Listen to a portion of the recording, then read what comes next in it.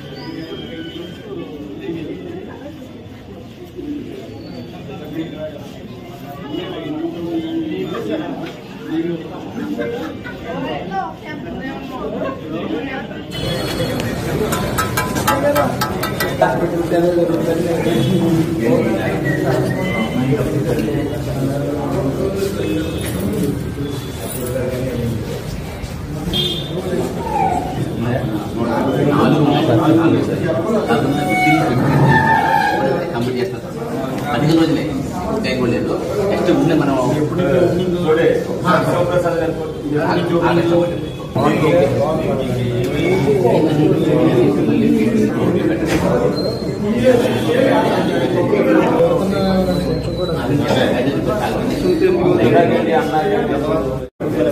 ఎవరికైనా నాకు తెలియదు వాయిస్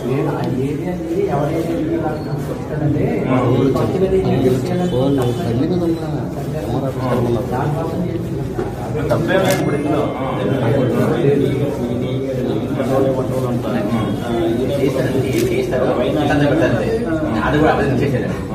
డి ఉంటాడు, ఏ ఉంటాడు, అక్కడేమో డి ఉంటాడు, ఆయన ఏ ఉంటాడు. రిపోర్ట్ వస్తుంది ఎంతమంది డబ్బులు ఇవ్వాలి. యాక్చువల్ అంటే ముందు ఇష్టానికి ఇచ్చేది టోటల్ కాస్ట్ 28 రూపాయలు, 28 రూపీస్లో 5 రూపాయలు, 23 రూపాయలు. ఈ రోజు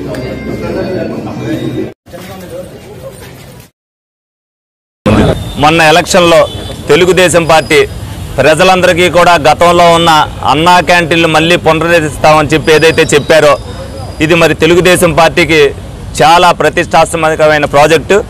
ఏదైతే ఏలూరు నియోజకవర్గానికి సంబంధించి 4 అన్నా క్యాంటీన్లు ఉండటం జరిగింది. 4 కూడా చిన్న చిన్న పనులు ఉన్నాయి, రంగులు వేయటం అవన్నీ ఉన్నాయి. రేపు రాబోయే రోజుల్లో ఇవన్నీ కూడా బాగు చేయాలన్న ఉద్దేశంతో మరి ఇవాళ ఇక్కడ పర్యవేక్షణ చేయడం జరిగింది. ఆల్రెడీ మరి క్లీనింగ్ చేశారు, ఇంకా రంగులు వేయటమే ఉంది. రేపు ఏదైతే ప్రభుత్వం టెండర్లు పిలిచి ఎవరికైతే ఇవన్నీ కూడా ఇక్కడ భోజన సదుపాయాలు 5 రూపాయలకే అన్నా క్యాంటీన్లో భోజనం సదుపాయాలు కల్పిస్తామని చెప్పి ఏదైతే హామీ ఇచ్చిందో ప్రజలకు ఆ హామీని నెరవేర్చే విధంగా రేపు ఈ అన్నా క్యాంటీన్ 4 కూడా తెరవబడతాయి. అందరూ కూడా ప్రజలందరూ కూడా తెలుగుదేశం పార్టీని నమ్మారు, ఓట్లేశారు. ప్రజలకి పేదవాడికి పట్టెడు అన్నం పెట్టాలనేది ఏదైతే ఎన్టీ రామారావు గారు కోరికో ఆ కోరికను నెరవేర్చడానికి గత 2014 నుంచి 19లో ఈ అన్నా క్యాంటీన్లు మరి పెడతాం జరిగింది. కాబట్టి దాన్ని మళ్ళీ తిరిగి మేము పునరుద్ధరిస్తామని చెప్పడం జరిగింది. దానిలో భాగంగానే మరి ఏలూరు నియోజకవర్గంలో 4 కూడా ప్రారంభించడం జరుగుతుంది త్వరలోనే.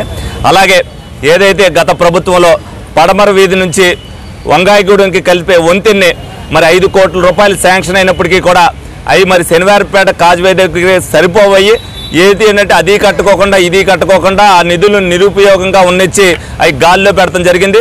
ఇప్పుడు కమిషనర్ గారితోనూ R&B వాళ్ళతో కూడా మాట్లాడటం జరిగింది. ఆ వంతెన చాలా ఉపయోగకరం. అక్కడ ప్రజలందరితో కూడా దాని దగ్గర నుంచి ఫీడ్బ్యాక్ తీసుకోవడం జరిగింది. ఈ వంతెన మాకు కావాలి అన్నారు. ఆల్రెడీ అంతకుముందు ఉన్న వంతెన కూడా కొంచెం పాడైపోవడం జరిగింది. ఈ వంతెన వల్ల అటు కైకలూరు వెళ్ళే వాళ్ళకి కానీ అలాగే వంకాయగూడెం నుంచి పెదపాటి వెళ్ళే వాళ్ళకి కానీ చాలా కూడా ఫెసిలిటీస్ జరుగుతాయి. ఆ వంతెన కూడా ఇమీడియట్గా దాన్ని కూడా పరిగణలోకి తీసుకుని దాన్ని కూడా టెండర్ను పిలిచి దానికి కూడా ప్రజాపయోగంగా ఉండే విధంగా ఉంటుందని చెప్పి దాన్ని కూడా పర్యవేక్షించి దాన్ని కూడా చేయమని చెప్పడం జరిగింది.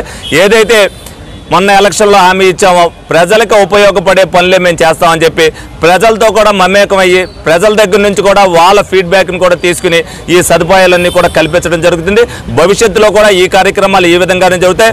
రోజు కూడా ఏదో రకంగా ప్రజల్లోనే ఉండాలి, ప్రజలతో అనుసంధానం అయ్యి ఉండాలి, ప్రజలకు ఏ ఇబ్బంది రాకుండా చూడాల్సిన బాధ్యత ఈ కూటమి ప్రభుత్వం మీద ఉందని చెప్పి చాలా బాధ్యతాయుతంగా పరిపాలించాలని కూడా చంద్రబాబు నాయుడు గారు, పవన్ కళ్యాణ్ గారు ఏదైతే చెప్పారో తప్పనిసరిగా వారానికి 5 రోజులైతే 5 రోజులు, 6 రోజులైతే 6 రోజులు, 7 రోజులైతే 7 రోజులు ప్రజలతో మమేకమై వాళ్ళ సమస్యలు తీర్చే విధంగానే ఈ ప్రభుత్వ పరిపాలన ఉంటుందని సందర్భంగా మీ అందరికీ కూడా తెలియజేయడం జరుగుతుంది.